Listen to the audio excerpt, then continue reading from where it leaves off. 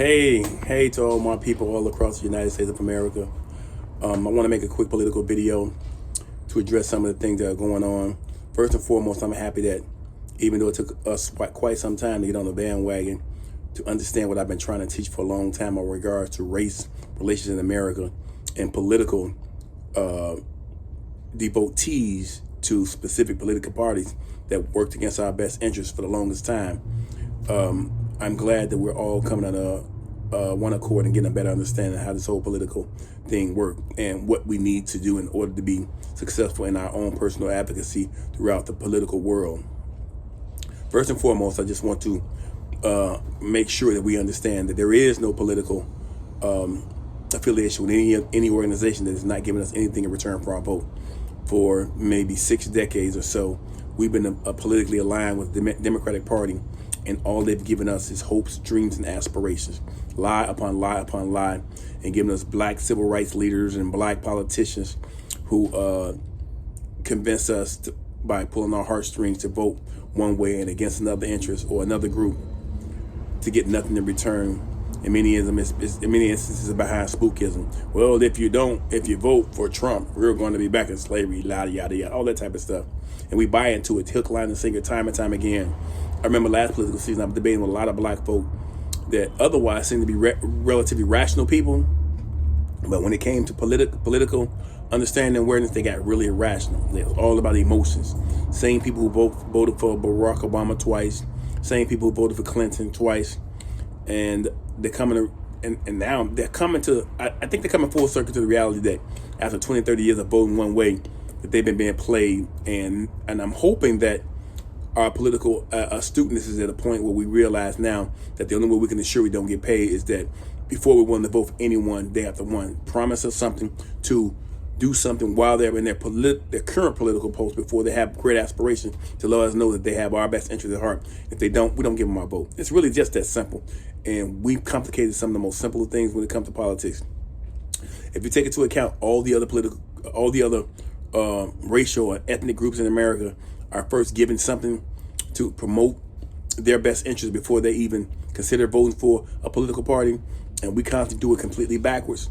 Like, for instance, you take into consideration that the current President Biden just came from the church down in North Carolina, where the 9 people were killed, 9 black parishioners was killed, and he's down there stumping to get our votes, and he hasn't been there since the incident transpired. He's done nothing. He's never put forth any legislation to ensure that anyone who tries to do that again is going to, suffer severe consequence. In fact, what he done is embolden people because they know that any event that come down to hurt black Americans, original black Americans, not all black Americans, because now we have African Americans, which used to be a term specifically dedicated to us, and now it's being watered down and given to other people groups so they can confuse our politics, confuse our history. So 20, 30 years down the line, when you say African American, no matter how much we accomplish under that banner, you're going to give those accomplishments to a group of people who were never intended for. So it's a confusion game they've been playing on us for the longest, and it's nothing new. They did it with black, they did it with Negro, they did it with color. They keep changing who we are, on the census, so we can confuse who our lineage is and who our heritage is, so we won't take pride in all the great accomplishments that our forefathers and foremothers made. Now, that aside, I'm specifically talking to some of my black folks in places like Chicago and New York, who are coming under the understanding that all the things that we believed they couldn't do, all the measures they said they couldn't pass because there was no political appetite for it, all of a sudden they're doing for other groups of people who are not even citizens in America. And when I say other groups of people are getting benefits and bennies that they didn't deserve, I'm talking about people who are, once again I say it, are not even citizens of America. So they're telling you they can't give you reparations. In other words, they can't give you financial compensation or other resources to compensate from the injustice that we experience as the people. Meanwhile, they want to give financial compensation for other people who America is not responsible for the injustice that they experience. Think about that. So they're telling you can't do it. They can't do it to you because politically it's not very popular. But then they're gonna do it for a group of people who are not even citizens, who they only owe it to. And I'm talking to the tunes of admittedly hundreds of millions, which means they're probably doing to the tunes of billions. They're giving housing resources. They're giving employment resources. They're getting laws and rules and regulations changed that they once used to incarcerate us for generations removed so that the way they move is not illegal. So now what used to be illegal is now considered legal, or at least not punishable by incarceration. So that's a great advantage, even if we benefit from that advantage after generation upon generation of our mothers and fathers going to jail for the exact same things, getting these criminal backgrounds to where it impacts our ability to get all type of resources, be it education, be it housing, be it whatever. Now all of a sudden you got a group of people who may have created more atrocious crimes in their home countries, but all those crimes are being overlooked. And in other words, it's as if they're being exonerated, or as if the convictions are being convictions are being thrown out, abdicated, so that they can have access to resources they refuse to give us for generation upon generations, hundreds of years. You should be politically angry beyond repair. Now, more importantly, I want you to take into consideration that it's not just one political party. I'm gonna break that down for you. So when you're talking about what Governor Abbott is doing over there in Texas by sending all these illegal immigrants to places like Chicago and New York and other places that consider themselves sanctuary cities. What was our sanctuary? But that's neither here nor there. Now they've been sent to these different places, and we think that Greg Abbott is atrocious for him doing that to some people who are not even citizens. He had no political obligation, responsibility to even take him into his country. So that's why they're sneaking in. Now, you think they're sneaking in. We're being told they're sneaking in, as if the United States is not the most powerful military might on the face of the earth. As if they went down and found Saddam Hussein in some cave underground, blocks, maybe quarter of a mile underground, but they can't stop these people crossing the border.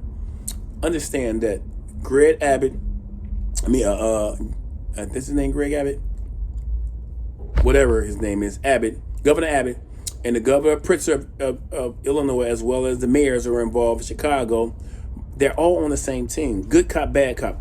As us brothers and sisters, we should know what that old routine look like. One guy act like he's hurting you, another guy act like he's going to stop the guy from hurting you if you give them what they want. And all they want is your vote. So your vote is their version of good cop, bad cop, cooperation and snitching. You know what I'm saying? So it's all a game you're all being played. So if you decide, okay, I'm going to vote Republican. I'm not saying don't vote Republican. If that's the way you want to express your discontent with what the Democratic Party is doing, by all means. Because I'm saying voting Republican is not the solution to our problem until the Republicans come to us and say, hey, this is what we're going to give you for your vote. Okay, we're going to look at reparations, not just look at reparations. We're going to pass legislation that's going to be specifically designed to impact your community and your community alone, above and beyond any other community, be it immigrant, white, Asian, or whatever ethnicity or racial group. We're going to target you specifically for uplift. Any other legislation they pass that's going to be like a lift all boat type shit that Barack Obama was talking about, it's all a farce. It's designed to keep you at the bottom, because if you're number 10 and you have number 9, number 8, number 7, number 6, number 5, number 4, number 3, number 2, and number 1 ahead of you, and I want to move you up, right? Increase your lot in life, but I increase everyone else's lot in life by the exact same amount that I increase your lot in life, that leaves you at number 10. That leaves you at the bottom.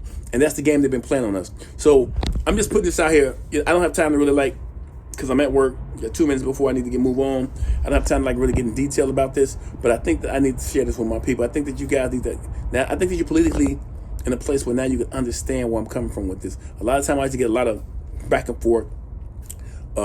People giving me negative feedback about the things I said and telling me that I'm a fool, and people don't say that anymore. They're starting to understand this dude was right the whole time.